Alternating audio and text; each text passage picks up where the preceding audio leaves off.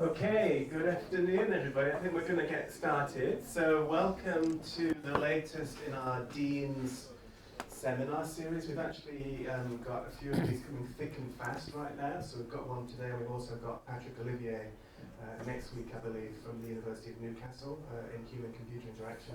I encourage you to come along to that.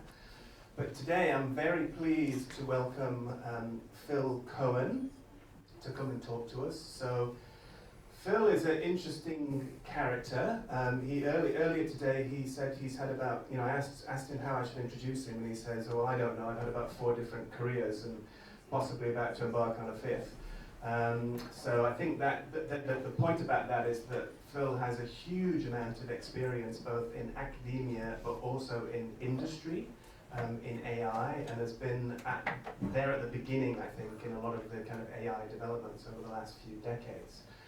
So he's currently Chief Scientist and Senior Vice President for Advanced Technologies at VoiceBox Technologies, which is a company based in the States. He's got a various number of accolades to his name. So he's Fellow of the Association for the Advancement of AI. He's a past President of the Association for Computational Linguistics. He's published more than 150 referee papers, and again, but he's working in industry now, but he's published lots of papers, got 16,000 citations, 7 patents, an inaugural influential paper award from the International Foundation for Autonomous Agents and Multi-Agent Systems, 2017 Sustained Accomplish Award from the International Conference on Multimodal Interaction, and lots of other awards and accolades that I won't mention today. But I think he's a very good example of someone that you would want to have at a Dean's seminar series as someone who is truly distinguished in the field. And is, although he's been at the cutting edge for many decades, is still at the cutting edge. And I, for one, am very interested to hear what he's going to talk about today. So without further ado, I will pass over to Phil. Thank you very much, Phil. Thank you for that very kind introduction. Okay, so thanks for coming out today. I'm going to talk about collaborative dialogue. And so the outline of the talk essentially is, where are we in natural language processing right now relative to conversations? How are people handling dialogue? You've tried it, no doubt, in some of your systems. We'll try it again today. And then I want to talk about what it's going to take to get systems that you can actually collaborate with, and I'll show you what I mean by that. And then there's a program of research that I've been following for a rather long time.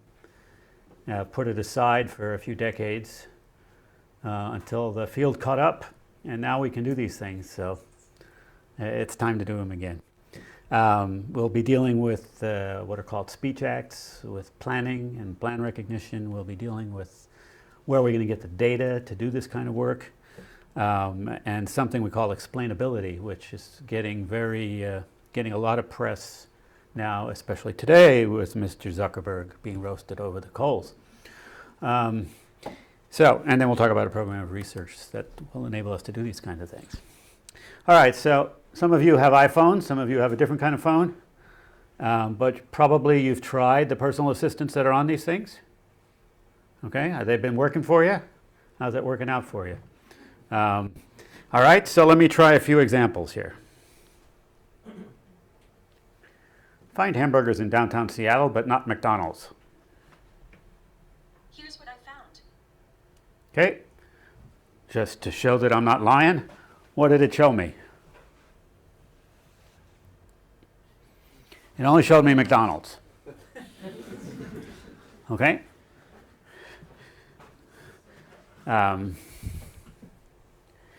Find the 3 best Italian restaurants within walking distance of Westin Bellevue. I couldn't find any matching restaurants. Couldn't find any. And here's one I thought was really hysterical. What's the closest Italian restaurant to 4th and Virginia in Seattle? Okay, here's what I found. And this time it's Luigi's Italian Eatery. And nowhere close. Yesterday it was Sneaky's restaurant in Adelaide. Okay. Now, you try this with a Google Assistant, you'll see similar kinds of failures, some successes, but Google's a little better than Apple. So why are these things so bad? We'll talk about that. So to set the stage, I'm just going to give you a demonstration of what we've been building. This is our team that's built it. We have VoiceBox Bellevue, and we have a team in Sydney led by Mark Johnson, who's a world-class natural language person, and a bunch of PhDs from all over, Melbourne, Canberra, Sydney, who are doing deep learning, natural language processing, and our team in Bellevue. And now that I'm over here, the arrow goes that way. All right, so just to set the stage, let me give you a few examples of the kinds of things that are possible nowadays. And before I do that, I'll tell you the kinds of utterances we're talking about. So the reason that Apple has its problems is because essentially it hasn't used anything related to linguistics to do what it's doing. And it's a particular algorithm they're using called conditional random fields. But they handle hardly any of these kinds of constructions. So the linguists call relative clauses restaurants that are close to the Space Needle. All right, the word that will tell you an embedded clause. Or superlative, highest, cheapest, worst, best. Okay? Or pronouns. When do they close? Which one is open? Most of these systems can't handle a pronoun. Google does a whole marketing campaign to tell you it can do a pronoun. Very expensive pronoun. Superlatives and multiple ones, or ordinals, the numbers second, third, fourth, etc. So these are all complex constructions. The folks at Apple told me, yeah, don't even bother showing this to us because we know we can't do it. And only, they say 15% of their utterances are complex. And of course, if you're a user and the first time you try something it doesn't work, you're not going to bother doing it again. So if 15% are complex, you can imagine how many people actually want to ask. All right, so I'm just going to do a few of these just to give you the idea. So let's say I want to eat this system works in Seattle and Yokohama for various reasons, because we work for car companies. And the idea is you want to dine at a Japanese restaurant close to the iconic Space Needle, and of course you need to find a place to park. What's the closest parking to the Japanese restaurant nearest to the Space Needle?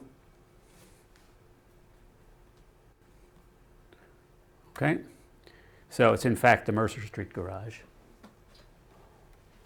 And there it is.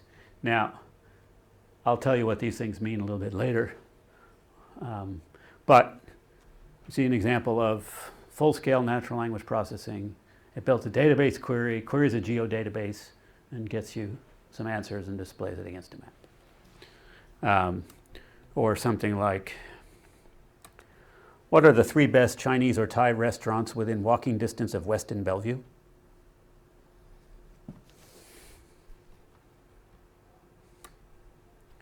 Okay, so there are 3 of them. I asked for 3, I got 3. There's a couple, some's Thai, 2 Thai and 1 Chinese. All right. The example that Apple and Google struggle so hard with, find hamburgers in downtown but not McDonald's. And there you get 2 of them which are not McDonald's to show you that it's doing it right. Find hamburgers in downtown. And there's 4 of them, 2 of which are McDonald's. And then you hit a follow-up question, not McDonald's. And then it's filtered them out. Okay? So it's applied a negation sign, if you will. So, you know, I've shown you disjunction with the or. I've shown you conjunction is pretty simple. Negations. And there are follow-up questions, etc. Far more than you can get from Apple and Google and some of the others. So, in your hands, I gave you a handout of try these sentences with your favorite system, and you'll see how well they do. Okay, Amazon is coming on strong. Everybody wants to use Amazon, but it can't do much of anything. So the question is, so how did we do that? And where's the state, and what's the state of the art? We have some published papers that are showing the results in comparison to Google, and you're welcome to look at those. Now, so what is it we're doing? We're doing something that's called semantic parsing. And what it's doing is taking an utterance and mapping it into something that's called a logical form. It's a logic. It has ands and ors and nots. And this is it's called a topic comment structure, which goes back at least to Talmy Givon in the 70s, if not Charles Hockett, the linguist, in 1956. Basically, you have an action where you're showing something, and the thing is what you're talking about. This is a restaurant, which is an amenity, whose cuisine is Korean, which is nearest to here. Okay? So what makes something a logical form is it's going to have entities you'll talk about that are in your domain. You're going to have relations among those entities. And you're going to have operators. And I showed you some, nearest, etc. Superlatives, conditionals, sequences. And the point of this is that the meaning of the whole is a function of the meaning of the parts. So if I give you a more complex utterance, you're going to end up with a more complex logical form. And then these expressions, they can be vague. You can have pronouns in them that needs to be resolved.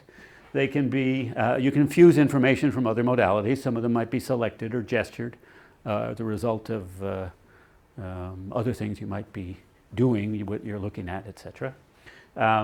You can input them to inference routines or to dialogue management subsystems, which is what I'll talk about today. And you can execute them or distribute them and execute them against multiple back-end data sources. When I said best, 3 best Chinese or Thai restaurants, best was evaluated over Yelp data. Okay, so it's getting some data from one database, some data from another, bringing it back, joining them, giving you the results. Now,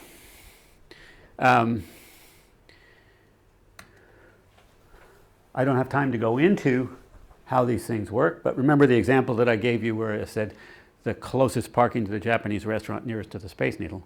I have 2 superlatives, and in a logical form, you see one embedded within the other. Okay, so I could dwell on that for a long time, but I'm not going to. Now, we build this with what are called sequence-to-sequence neural nets. These are initially designed for machine translation, where you're translating from one language, such as English, into French or Japanese or Chinese or what have you. And you have a recurrent neural network, which basically makes a big vector out of its utterances in an encoder, and another one that decodes it in a foreign language. And they're trained on, they started by training on bilingual corpora. So the Canadian Parliament has to be in English and French, or in the European parliaments are in multiple languages. So you have the existence of both of them, and then you can infer this mapping, and it learns the mapping. The technical details are in various papers of ours, but it's pretty common now that people use these LSTM recurrent neural networks. But what we're doing that's different is instead of this target being a natural language, it's actually the logical form language with those commas and parentheses and square brackets, etc. So in order to build this, you need to have a pairing against a corpus of utterances and their meaning representations. So why aren't the big guys doing this? Well, because they're drowning in their own data. They have so many billions of utterances they've taken from you in one way or another. And they can't annotate them to produce the meaning representations. There are just too many of them, it's too expensive.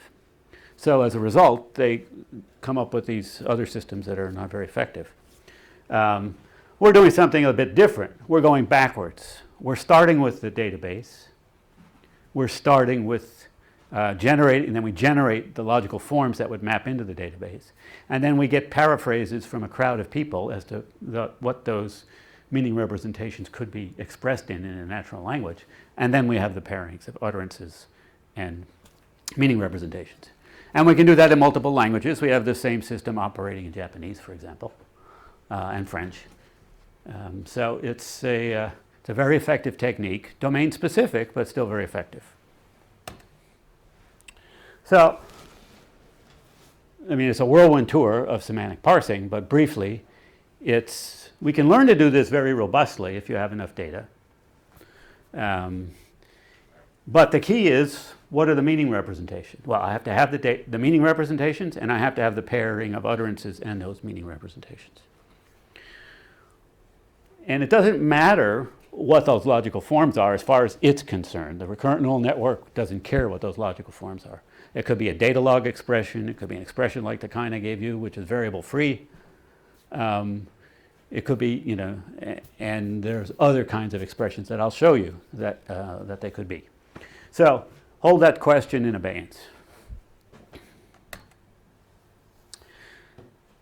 So that's the input to any kind of a dialogue engine, is the stream of utterances.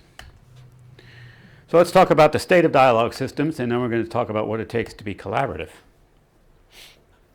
So in the beginning, many of you may have heard of Joe Weizenbaum's ELIZA program, 1966. It was a poor imitation of a Rogerian psychotherapist, in which if you say the word mother, it comes back and says, tell me more about your mother. Doesn't matter what you said about your mother. Okay? It comes back and he says that. Now, of course, he did it as a joke. But there are some people who took it seriously. They say, oh, this thing is understanding me. You know. So most of us thought it was a joke until the deep learning community started it up again, where they take stimulus response dialogues that they've seen, customer service dialogues or a whole variety of other dialogues, and they learn mappings from utterances to responses. And that's, you know, there are 30,000 bots on Facebook doing exactly that. Nobody ever uses them, but they produced a toolkit enabling you to do this pretty quickly. Well, they're like parrots. I used to have a parrot. As Sharon can attest, it was pretty funny. It could imitate the coffee grinder. It could imitate anything you wanted, but it also imitated half of telephone conversations. Yeah, okay. It knew exactly what to say at the right time. If you turned out the light and lit a candle, it would sing happy birthday. But it had no idea about a birthday. It had no idea what it was talking about or what you were talking about or anything else, but it knew how to imitate. And dialogue imitation is, as Bertrand Russell once said, has the advantages of theft over honest toil. Okay? So you're imitating a dialogue, you're not participating in it. And it's, you know the old saw, where given enough time, and I guess now the deep learning people would say enough data, a troop of monkeys can turn out Shakespeare. Okay? Well, people have tried that. And, you know, some of the words look like Shakespeare, might have put them together. But, of course, they make very little sense.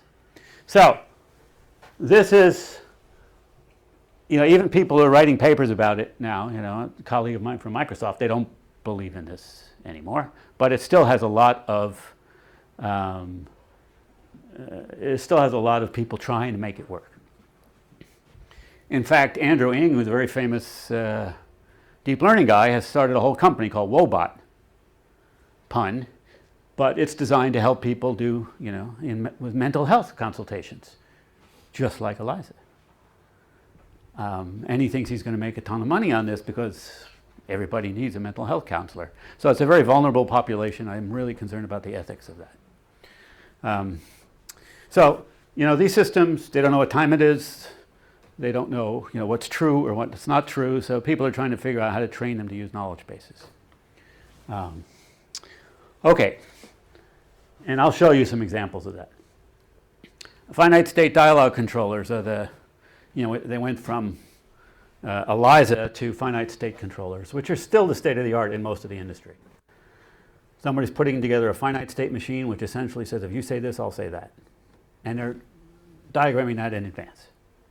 And there's so many possibilities of these dialogue flows that they have huge teams of people trying to figure out how to do this, which is what Apple's doing with Siri.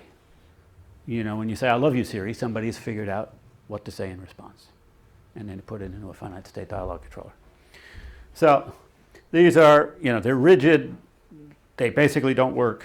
They're hand-built, and I wouldn't use them. So just as an example, if I need to hit this one more time, these are chatbots. How would you describe the term bot to your grandma? The person said, my grandmother's dead. Say, well, thanks for your feedback. Thanks. Or, awesome, thanks. Here are 5 things we think you'll dig. All right, so here's a GUI. It's a multimodal output where it says, buy this item or see more like this. And the person says, can I see more? But it doesn't know what it said. It doesn't know anything that's in the GUI. The GUI makes no sense to it. It has no representation of what it said. So it said, we got your message. We'll get back with you shortly. Okay? So you have to know what you're saying so that people can follow up on it. Or, hola, tell me where you are so I can find some awesome food and drinks for you. What's good in San Francisco is what the person says. And then you get a GUI, said, get directions, book a table, tell me more. Say, what's the best sushi? Well, which location are you interested in? But I just told you I was in San Francisco. All right? So this stuff is all out there. Don't waste your time with it. All right, moving right along. 1977, Danny Barbaro, Ron Kaplan, Terry Winograd built a system called Gus.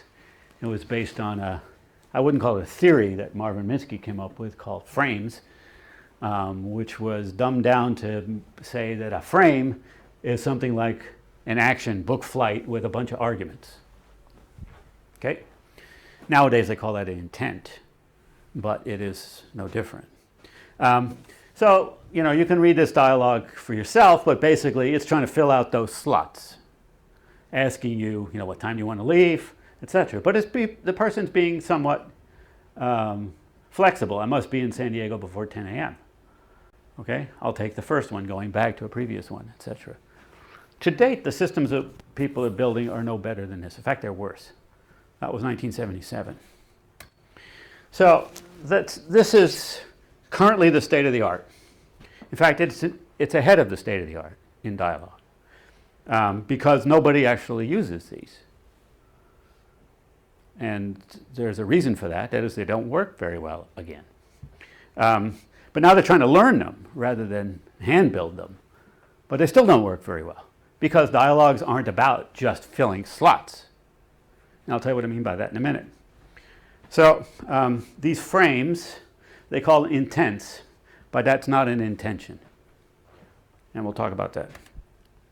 So the notion of a slot, you may see these, people talking about we're going to have slot filling dialogues. That parameter that you see there is not just, a data type with a value. That's the way they're treating it, but it's not. It encodes attitude and operators. So the time you want to leave, that's the departure time slot. Notice the word want, is not equal to the time you can or will leave, which is also that same slot. Okay, so the difference is what attitude you and what operator are you attaching to it. So you could take these utterances. They don't have a hope to be able to handle this. I want to arrive by 8 a.m. or I'll have to go the night before.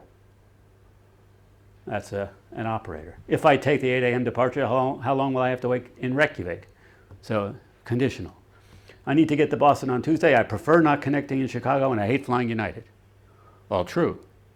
So those are constraints that I apply to the slots. Okay, so I'm not filling a slot. I'm just telling you properties of what ought to go in that slot.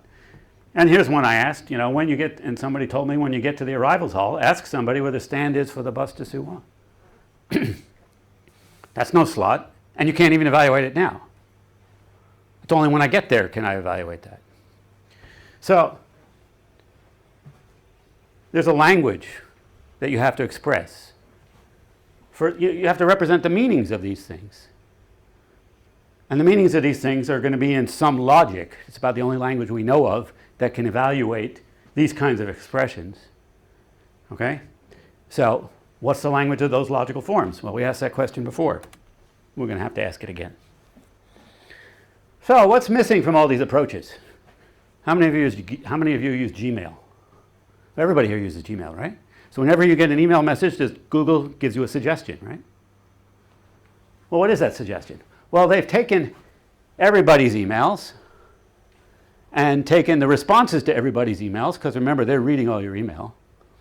And they've done that deep learning that I've shown you, the stimulus response, and then they come back and say, thanks for sharing, good idea, whatever. And then you get to choose. Well, what is that? You're supplying the intention. You're not having a conversation. I mean, you're having the conversation, but if the system had done one of these things, which is what those bots were doing, it's an imitation of a conversation, but without any intention. So then the question is, how do we build systems that have intentions? And by the way, what is an intention after all of that? All right. So we're going to go back. Let's unroll the Wayback Machine. Okay. Back in the 1950s, a philosopher by the name of Paul Grice talked about this. Talked about the meanings of utterances. And when you're engaged in interactions, it's not really what you say, it's what you intend that counts. And furthermore, speakers in conversations intend that you recognize your intentions. You're trying to make your intentions plain to somebody. You're not trying to hide them, presumably, unless you're not being a collaborative conversation. So there's a lot of work on that topic, whatever. So what you meant, that is you relative to your intentions, rather than just what the utterance means. So we have to respond to why you said what you did. Well, in the 60s, then it was in contradistinction to truth conditional semantics, where we care about the truth or falsity of an utterance. It was pointed out that actually utterances are actions. They're not statements, they're not true or false statements. They are making requests, making promises, making assertions, okay? Confirming, refusing, etc. All of those are actions. Those are called speech acts. And what you need to do to deal with speech acts is to understand people's mental states, in some cases social states. And you'll see what I mean by that. All right, and then we want to be able to collaborate. Collaboration is independent of language. So here's a little study that was done. I'll tell you why it was done in a few minutes. But if I'm on the internet, pardon me, this is going to bring up YouTube. You might get a commercial. Okay?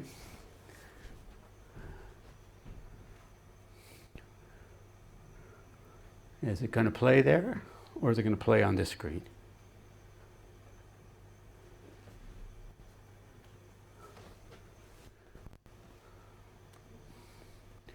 All right, it's not going to play. You're writing a really important email to a colleague. Can I get this to be both screens? Hang on a second. Sushi fries from Mr. Miyagi's takeaway shop. For your English class that you just have to get an A on. Or a resume for your dream job. Or a message to Okay. your crush on a dating site. I don't know who's playing in the background, but notice what he's doing. The point is that you write important things each and every day. Why don't you And whether go you're away? an English professor or an English learner, we all could use a second pair of eyes to help us make sure we're always putting our best foot forward.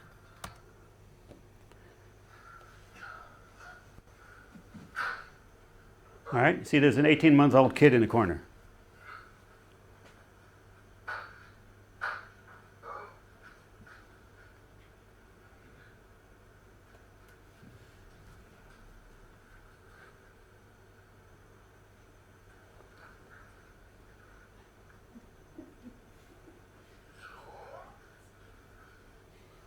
All right? Imagine what this kid is thinking.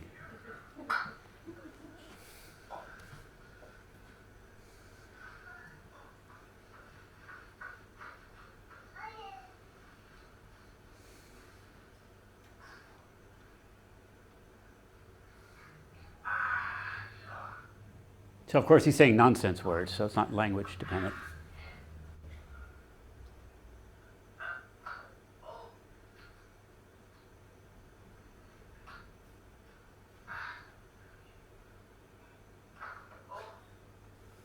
Okay, his expression, what's the matter with you?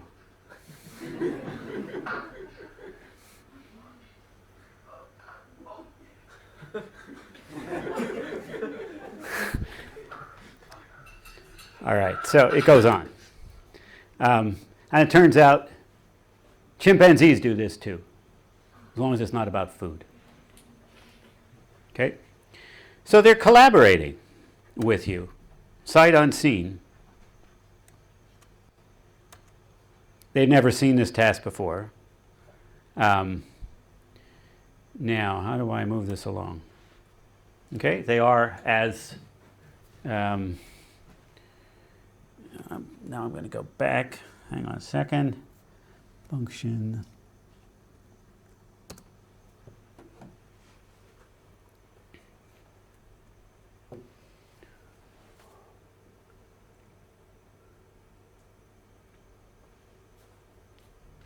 Okay, are you going to play?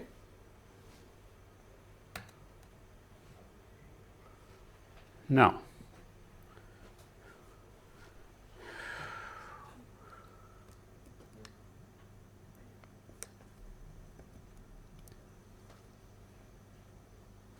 We're just going to duplicate it. Because I'm not going to fool around with it anymore. Okay, so years ago I built, a colleague and I, Hector Levesque, and I built or developed a theory of collaboration. And it would be very useful to explain what's going on with that child.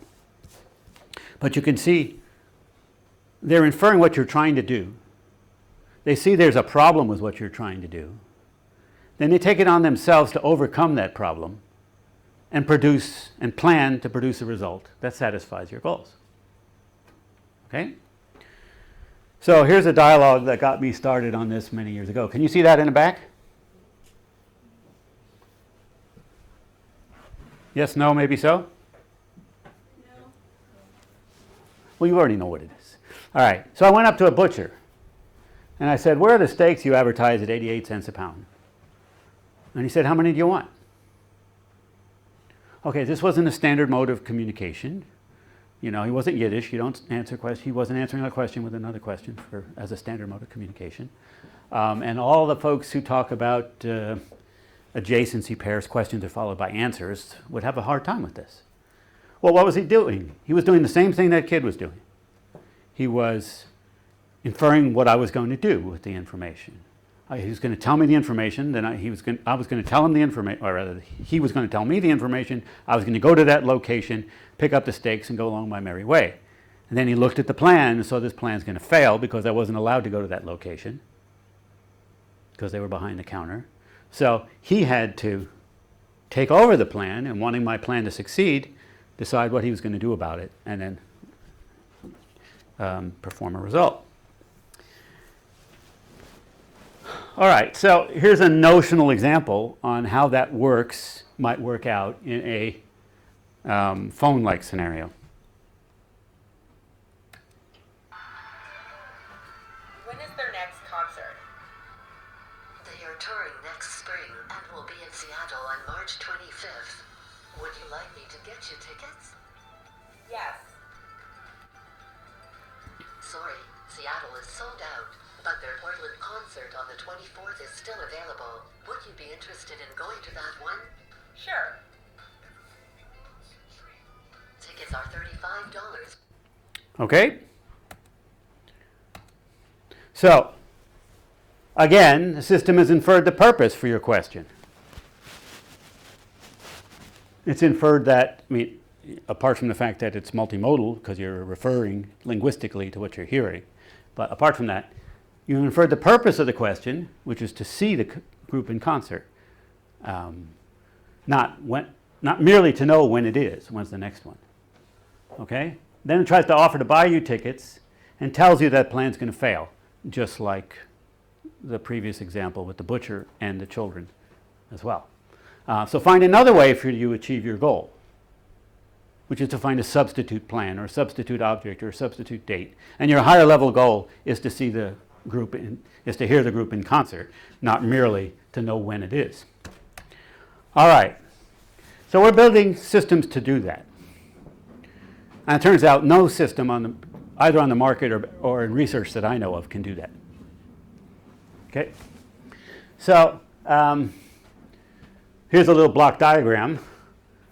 If there were a way to make this bigger,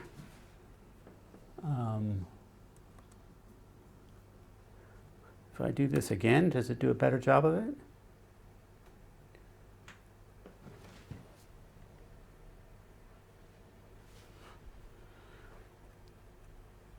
How's that? Better. All right. So we start with speech recognition or other modalities. We pass them into a semantic parsing system, like I'm showing you, which does multimodal fusion, which I haven't talked about, but that's another talk. And you produce a logical form, a meaning representation in some kind of a logic, and I'll now describe what that logic is. And then you do the process of what's called plan recognition, figuring out what is it they're trying to do. And then you say, well, you want to achieve seeing the movie? I want you to achieve seeing the movie. Okay? So I want you to be successful. And then I detect obstacles in what your plans are, what's wrong with them. I try to overcome those obstacles, enabling your higher level goals to succeed. Then I execute the plan and produce multimodally graphics or text to speech or whatever you're going to do, body motion or something like that. So you get a common pattern of inference out of this. So an example I'm going to use where I say, where is a particular movie playing? So the user wants to know a location, and there'll be an inference in which you want to go to that location, probably, and because you likely want to do the normal activity that's done at that location in order to have the effects of that normal activity. For example, you want to know where a particular theater is showing a movie because you want to go to that movie theater because you want to watch the movie because you want to have seen the movie. Okay? Or you want to know what's the location of the nearest gas station. Well, notice, I might ask you what's the nearest gas station and you know it's 2 kilometers that way. But you don't tell me it's 2 kilometers that way because you know it's closed. And you know that bears on the issue of, why did I ask you that question? Well, I asked you that question because probably I want to go buy gas. So you send me to the one that's not the truthful answer. It's not the nearest gas station. It's the nearest gas station that's open. Because that would be satisfactory for my goal of having gas. I guess it's petrol, right? Get with the program, Phil. All right. So how are we going to do this? It's called plan-based dialogue modeling, treating speech acts like requesting, informing, confirming, offering, proposals, etc., just like physical acts. I reason about those physical and speech acts in the same way. You plan them. Physical acts reason about physical states. Communicative acts reason about mental states. And those are interrelated. And if you build a collaborative dialogue which treats speech acts like physical acts, could build a collaborative architecture like that kid was doing, then you get a collaborative dialogue falling out for free. And if I reason about what people know as part of this process, then I get what's called those frame-based slot-filling dialogues for free. And I'll show you that.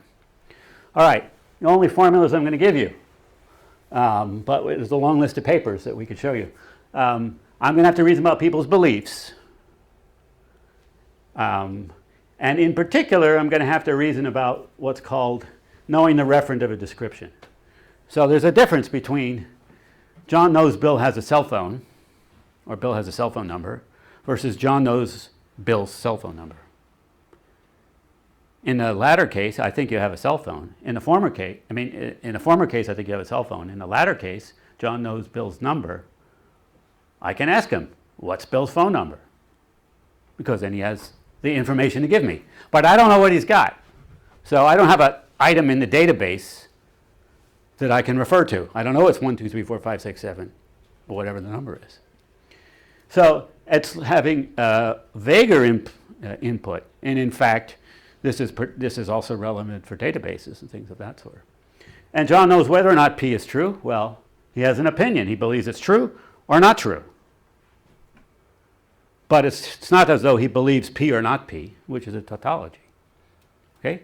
He has an opinion one way or the other, so I can ask him, is P true? So, John knows whether or not the store is open, for instance. Then intention. All right, remember we've been asking, what are these intentions you're talking about? Well, again, it's a long story, but we analyzed an intention as a commitment to do an action. And a commitment we analyze as a persistent goal to achieve something, P, which is a proposition. If you believe it's false, you want it to be true, and you're going to keep it at least until you think it's true, false, or irrelevant. And the Q is the irrelevance clause. And then an intention from an agent for an action is the agent is committed to doing the action. Enough said. And intentions are part of plans. And if I go from having a commitment to P to intending to do an action to bring about P, that's planning. Okay. For those of you who've been doing AI, you've probably heard of strips. If not, you should go back and read it, where actions have parameters, preconditions, effects, constraints, applicability conditions, etc. This is something I'm not going to read to you, but for servicing automobile, but I'll say that instead. A repair shop servicing an auto on a date and a time, there's a constraint. The repair shop is located at a particular place. The user has an appointment. The user's car is located at the repair shop, and the effect is the car is fixed. The point of that is we did the same thing with speech aids. Okay? Informing, telling you the referent of a description, telling you whether or not something is true, offering, requesting, suggesting, etc. And I'll do that instead. So a WH question. The speaker queries a listener for the referent of a variable with a type such that some predicate is true. So the WH question of the number such that it's your cell phone number. And the precondition is the listener knows the referent, otherwise I wouldn't bother to ask him. I have to think that he knows what the answer is. And the effect is, I know what the referent is. Now I know what the cell phone number is. Okay? So this idea of the speaker knows the time when the listener wants to eat at a particular restaurant, that whole expression is the semantics of the slot time. Okay? So there are forward chaining rules, there are backward chaining rules, there are ways you can, there's lots of work in plan recognition that can now be deployed. So this was the example I gave you before, where user wants to know when, where's a particular movie showing, and there's an example that I'll show you in which there are no seats left. So you can't see it at that time. So you're going to watch it on TV, is what the system recommends. Okay? Let me see if I can actually do this. See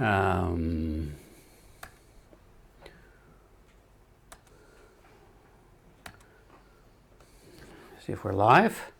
Okay, so where's Arrival playing? And now it's actually reasoned its way through. Can you read that in the back? Otherwise it says, I recommend you watch Arrival at 1900 at the Roxy. And you take the following route.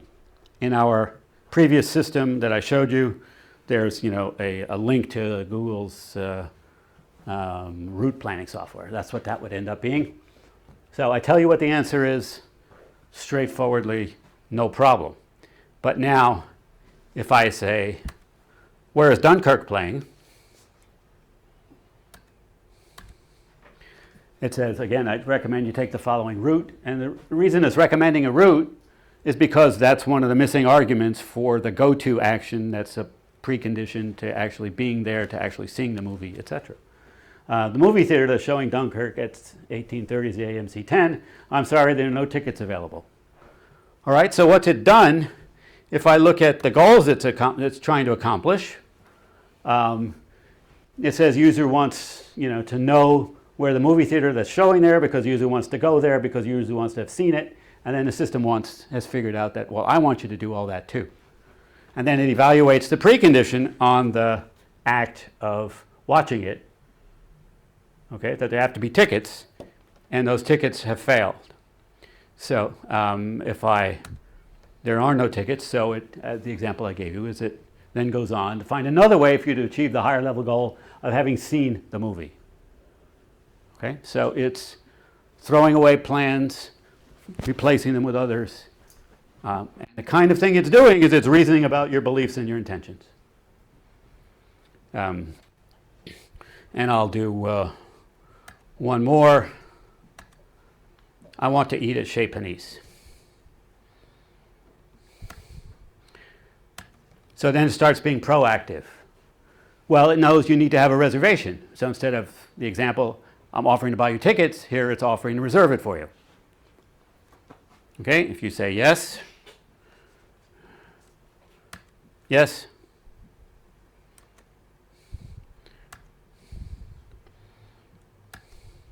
it then tries to do the slot filling because now it knows you don't have it needs to know the date, the time, and the number of people. I'll leave it at that. So the system is actually going through the process. It knows what it's trying to do. For every utterance, it has a plan behind the scenes. It knows what it's done. So it's kept a representation of everything that's done. So it says, I asked you what date do you want to eat. I asked you what time do you want to eat. I asked you how many people, and asked you whether you want to have me reserve it for you, etc. So there's a meaning representation behind every single utterance. That is a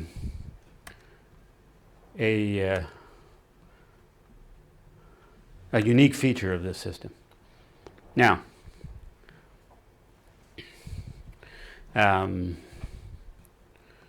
let's go to the next slide. If you tell it I'm hungry, it thinks you should eat at a restaurant. It then tries to figure out, well, I need to know what kind of food you want to eat. If you tell Siri I'm hungry, they've hand programmed it. It gives you all the restaurants in your surrounds. All right. So, but what I was getting at with regard to it has a plan behind every utterance is this system is explainable. Okay, if you ask it, why did you say that? It's got an answer. Now, in the current day and age, this new thing about to happen in May, GDPR, privacy regulations in Europe, which companies are starting to adopt worldwide, essentially is requiring systems to be explainable. A deep learning system, there's no notion of what it did and why it did it. And if you ask any of those chatbots, why did you say that? It's in my corpus. That's all it could possibly say. So this system knows what it's doing and why. So if I ask it, where's Dunkirk playing, and it went and said, I recommend you watch it on HBO, you say, why did you say that? It actually says the reason that I recommended you to watch it on HBO at 8 o'clock was to enable you to have seen it. All right, there's more you can do in this space. And Johanna Moore back in the 90s worked on this, but in fact this all comes from Terry Winograd and his Sherdlu system. If you haven't seen that system, you should. We have yet to be able to replicate it today. Okay? So, where do we go from here? Well, I built this just as an existence proof to show you that the technologies are there that you can start doing this. But it turns out that there are no collaborative communication systems out there now. And I dare say if you built one, people would be very happy for that. In particular, it's trying to help you achieve your goals. Not Amazon's goals to make sure you buy their stuff. Okay? Not Google's goals so that you click on their ads, but your goals. So it's time, I think, you built systems that collaborate with you to make, as if nothing else, a defense mechanism. So there's a lot of work in planning and plan recognition we can now start bringing into the mix. Explanation is something that's really important. We're going to have to work on that. Symbolic and statistical reasoning, I've just talked to you about the symbolic side, but there's a lot of modal, temporal, equality reasoning, etc., that people have worked on for decades that can now be brought to bear. And something that my colleague James Allen, with whom we started this long ago, has worked on with his students is meta reasoning about the goal states, because goals are not simply achieved. They're abandoned, they're replaced, they are elaborated, they're interrupted. You put them on a stack and you come back to them later on. You could do multiple things simultaneously. So I want dinner and a movie. And whatever you have to satisfy both of those constraints and be able to get from the dinner to the movie with enough time to do the driving, etc. So there's a whole variety of reasoning that needs to be done at this point. And I think this is time to work on this, because the current state of affairs with all of these assistants is lagging. But what we're particularly excited about is the notion of learning to plan. Mark Johnson and I are embarking on this right now, and use this planning system, more fully fleshed out, as a generator to generate the conditionally relevant plans. What are the possible things you could say, the possible dialogue moves you could have here, and then use that to train a learning system to know how to respond.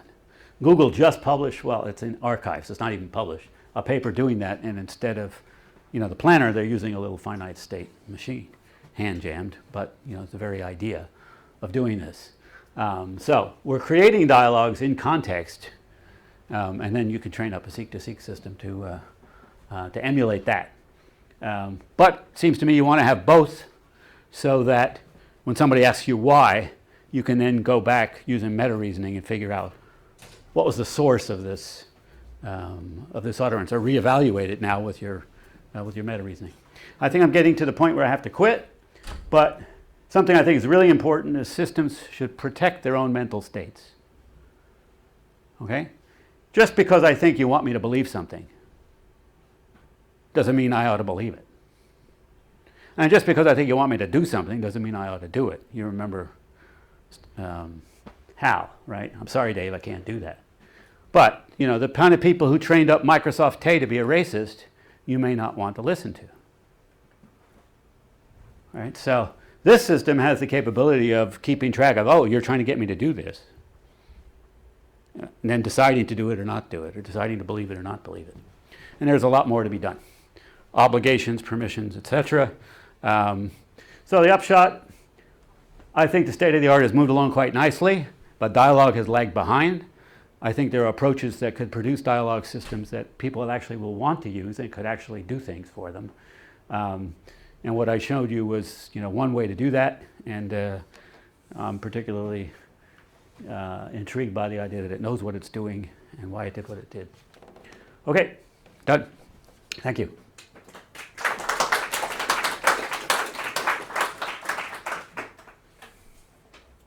Thanks, Phil. We've just got a couple of minutes. Maybe we just take one or two quick questions, if anybody's got questions. Mark? So can I try and repeat back to you what I think you said? So you've been talking about speech acts, but at the beginning you said when you're doing learning to understand how to understand a sentence, you're actually understanding a sentence in terms of its logical consequence. So the treatment of language itself is just in terms of declarative meaning, and then around it you've built speech acts by a whole different system, a completely separate system. No, I think you do both together. Okay, you could learn what's called the illocutionary force of the utterance at the same time. Okay, so you've got a logical representation of the utterance, and you could be learning, was this a request, was this an inform, was this an obligation, etc., simultaneously, and put those together. But it is the case that the propositional content is conceptually distinct from the force of the utterance, and we need both of those in order to figure out what to do with it. Brad? Goals, of course, are hierarchical, and you showed it. Yeah. Where do you stop? I think you stop when you run out of data. And, you might have a whole collection of life themes that, people engage in. And, most people's lives are fairly similar, right? You eat, you go to bed, you do a whole variety of things.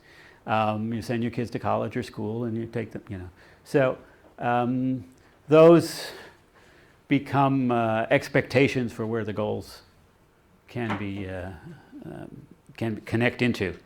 Now, of course, as you're applying probabilities, you're just going to, they just make it weaker and weaker. I don't know any more than why you wanted to see the movie. I don't have a clue. So in the system that James Allen built many years ago, because we're dealing with intended goal recognition or plan recognition, if I think that it could fork too many different ways, you're trying to make it plain to me. So if on the basis of our mutual knowledge it could go any one of a number of different ways, then I should stop here, because otherwise I could be on the wrong path. And you wouldn't try to confuse me now, would you? Okay, so that's basically an approach. All right, we've hit 3 o'clock, so I think we should probably stop there, but I'm sure Phil will be hanging I'll be around happy for a to few minutes if you want chat to talk some to more. him a little bit more. But let's thank Phil again for a great talk. Thank you.